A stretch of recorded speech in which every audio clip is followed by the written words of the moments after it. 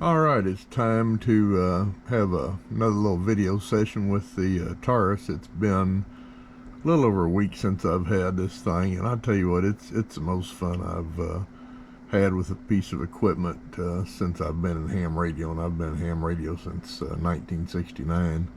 I like tinkering with stuff and anything that's got to do with computers, and this thing has really automated my whole ham station. It's a complete SO2R, so it takes in single operator 2 radio. It takes in 2 radios. It has internal antenna tuner. It'll do full legal limit, and it has outputs for 4 antennas. Now, one thing that it does have that I haven't taken advantage of yet is it has a separate port for receive antenna, and the way that it works with the receive antennas is if you have 2 radios, which I do. I have a Flex 6600 and I have the 7600, whichever one is not on the current transceive port or transmitting port can receive off that other antenna. So in theory you can be if you're contesting or whatever, you could be listening on the other radio, and when you hear something you want, you just click the push to talk and go to it.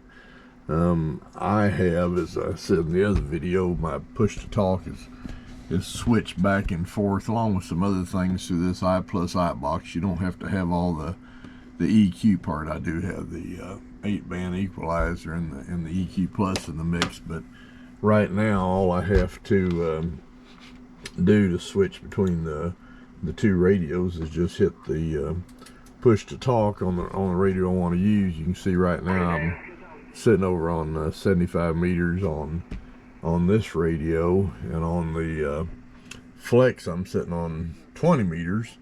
So if I want to go to the Flex, all I have to do is switch to the Flex, and then just let me see, get this in the radio in the picture, and I push to talk, and bam, the Flex is, you see the scope going up. It's receiving on 20 meters. So when it switches, you can see on the input of the amp, it shows the input, and I can go back to the 7610, hit the push to talk, and bam, it goes back over there to the 80 meter band. It's really slick, and it's ready to go and transmit. And the way that this thing works, you put in operate, and you can have the amp come up and operate.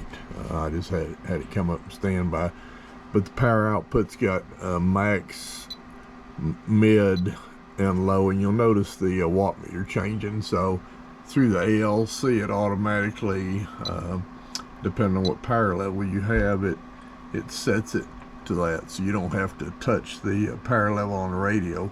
On the Flex, it operates the same way, but it doesn't do it through ALC. It does it through a little table it's in the amp. But what I want to show you that I've done now is the amp does have a USB port on it. So through the USB port, I hooked it up to this little Pi 3B. I had a little Pi laying here, and I hooked it up to it, and I started playing with something called Node Red. Now, if you had never played with Node Red, you're going to want to go to the Groups IO page, and you can do a scan for Node Red. It's a programming language, and I'll show it to you here in a minute, that is fairly easy to use, but you really don't have to know anything, because in the files section on the forum, you go over here to flows by type, and then you go to amplifiers, and there's a complete program already written down here by WB2WGH for an SPE amplifier, and it works on all of them. Now, I did have to make a couple changes to it for the Taurus, but it wasn't much at all.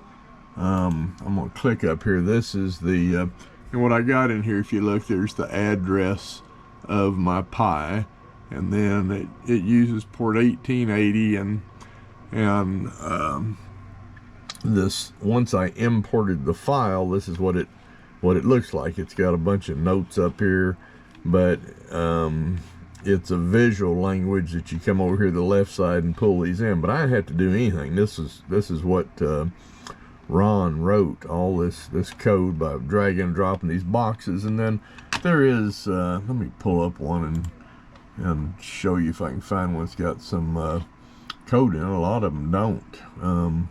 but some of them, like this one here, it has some code written inside of it. I guess that's C.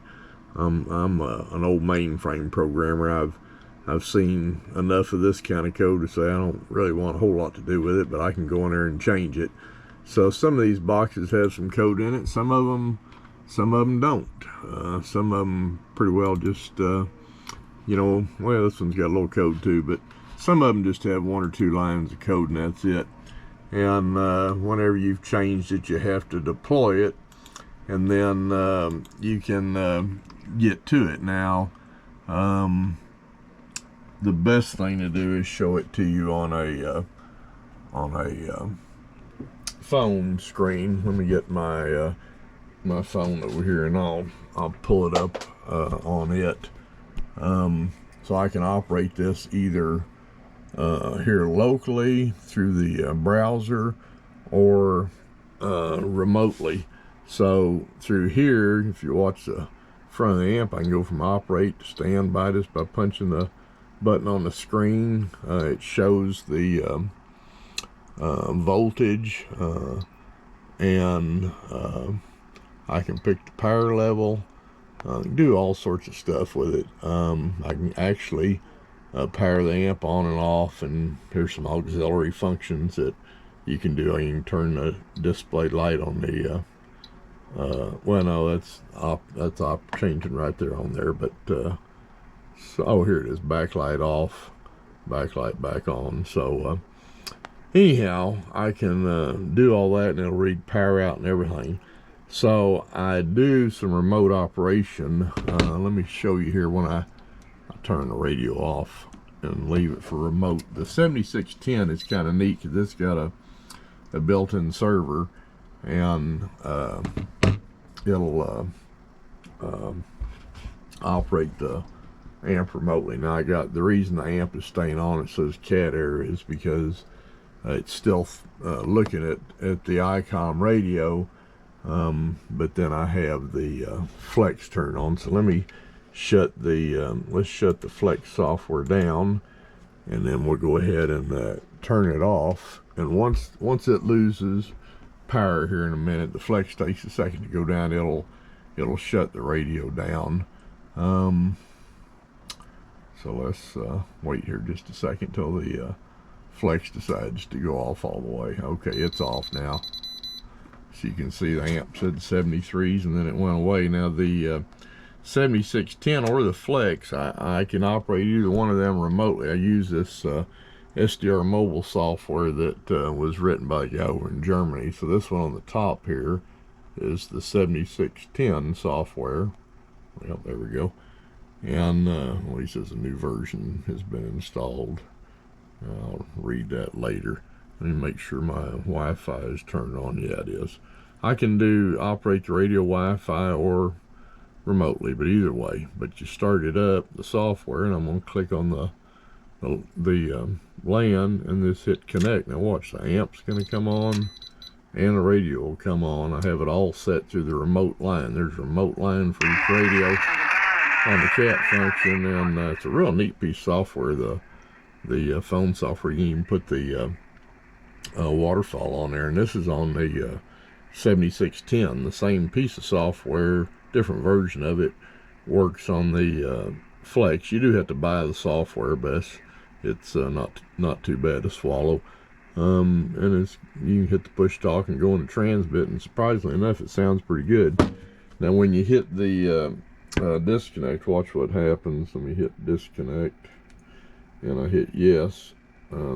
It actually powers the radio down, and then in turn amplifier shuts down. So this whole system is all automatic. And then while it was up, I could have gone to the other screen where the Pi is and operate the amp remotely. I was going in, they give you a remote program also with the amp that you can run from a PC.